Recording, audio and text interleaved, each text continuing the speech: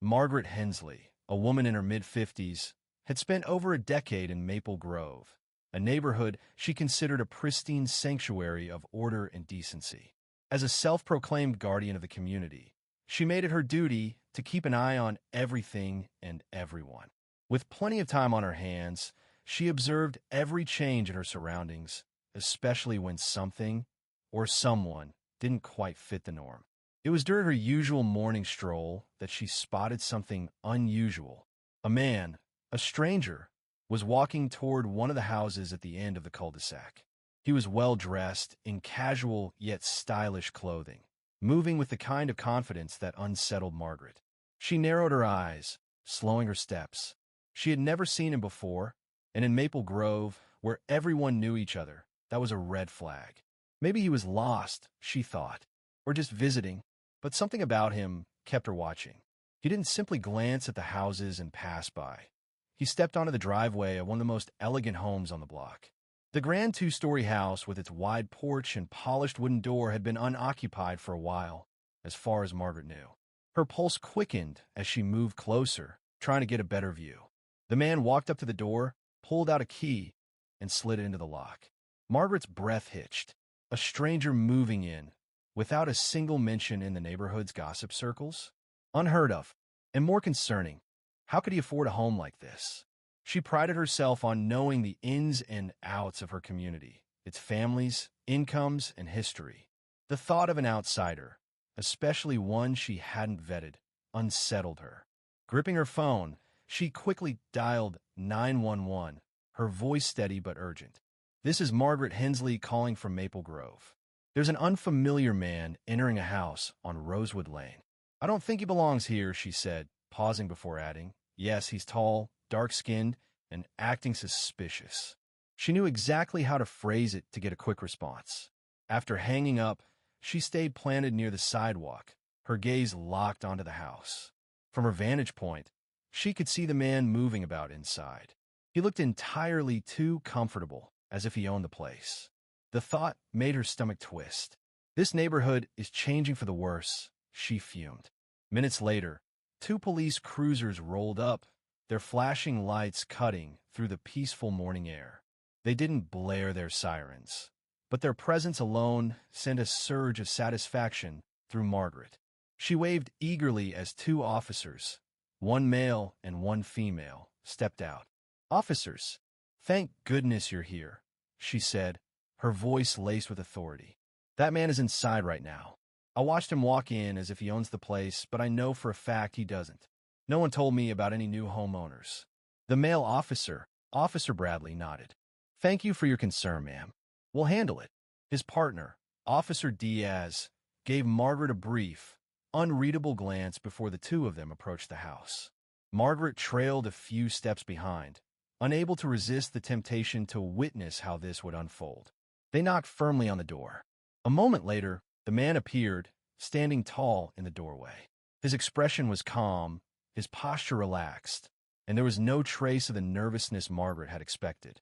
He looked to be in his early 40s, with a neatly groomed beard and a composed demeanor that didn't fit the image she had crafted of him in her mind. "Good morning, officers," he greeted, his voice polite but mildly puzzled. "Can I help you?" Officer Bradley cleared his throat. "We received a report of suspicious activity at this residence. Can you confirm whether you live here?"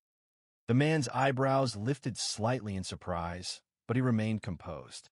"Yes, I do," he said simply. "My name is Jason Collins. I bought this house 2 weeks ago." He gestured toward the interior, as if inviting them to verify his claim. Margaret stood frozen, her mind racing. 2 weeks? How had she missed it? More importantly, how had someone like him ended up in a place like Maple Grove? She didn't have an answer, and for the first time in years, Margaret Hensley was at a loss for words. "Do you have any form of identification or proof of residence?" Officer Diaz asked, her voice steady and professional, though free of accusation. "Of course," Jason responded with a composed nod. "Give me just a moment." As he turned to retrieve his documents, Margaret's confidence wavered for the first time. She had expected hesitation, maybe even panic, but this man remained completely unbothered. People who didn't belong in neighborhoods like Maple Grove didn't usually react this way when confronted by law enforcement. Her arms tightened across her chest as she stood on the sidewalk, frustration bubbling beneath her composed exterior. A moment later, Jason returned, handing over his driver's license along with a few neatly stacked papers. "Here's my ID and a copy of the deed to the house," he said, his tone polite but firm. Officer Bradley examined the documents with careful scrutiny while Jason remained relaxed, even offering a slight, knowing smile. Margaret's stomach twisted. Something about his ease unsettled her. This wasn't how she had expected things to unfold. After what felt like an eternity, Officer Bradley finally looked up and nodded.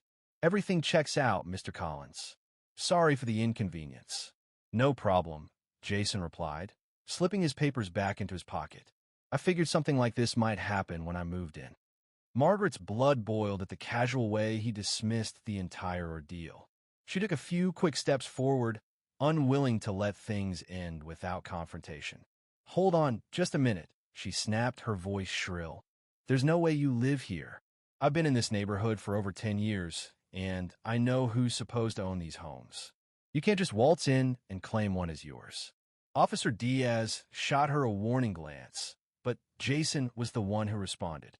"Ma'am," he said smoothly, keeping his gaze level with hers, "I'm not claiming anything.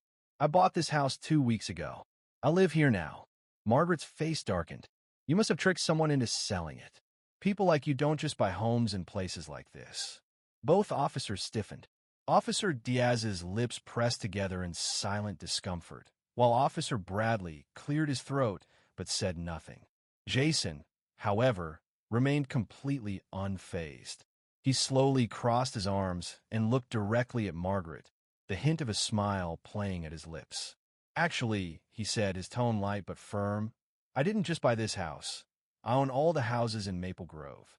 Silence fell over the group. Margaret's expression shifted from disbelief to outright shock. Even the officers exchanged stunned glances. "What?" she choked out. "That's ridiculous." Jason let out a small chuckle, but there was no arrogance in it, just quiet certainty. "I'm a real estate investor. I purchased Maple Grove as part of a larger acquisition a few years ago. Every home in this neighborhood, including the one you live in, is part of my portfolio." Margaret's world spun. Her breath hitched as the weight of his words settled over her. She had spent years seeing herself as the guardian of this community, the unofficial enforcer of its standards. And yet, the man she had tried to keep out, had called the police on, wasn't just a homeowner. He owned everything. For the first time in her life, Margaret had no words. Without another glance at Jason, she turned on her heel, her face burning with humiliation.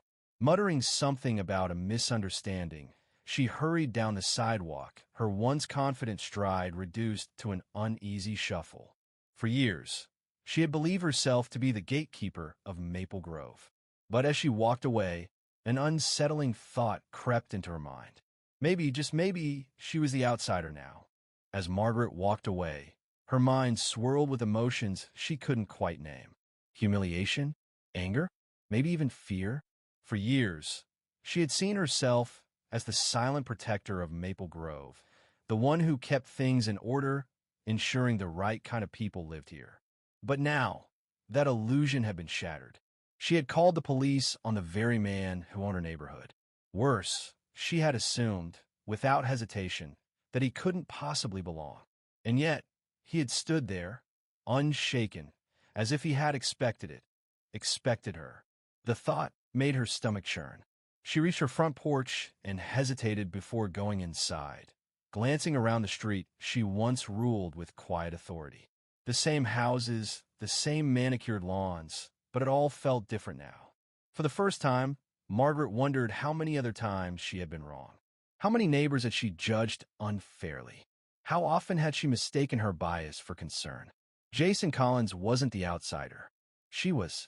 And as she stepped into her house, asterisk is asterisk house, she realized that, for the first time in a long time, Maple Grove wasn't hers to control anymore.